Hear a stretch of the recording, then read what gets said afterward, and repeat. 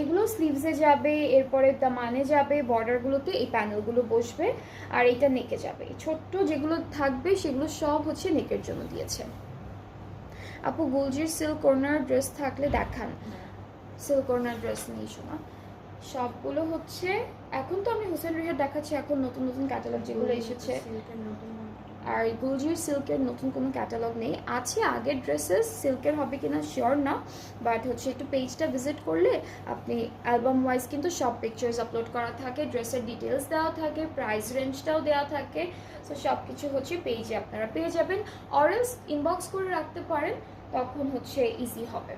Alright, so এইটার কালারটা খুব সুন্দর, এটা হচ্ছে মেরুন মেরুন রেড কালারের একটা দুপাট্টা, তাই না?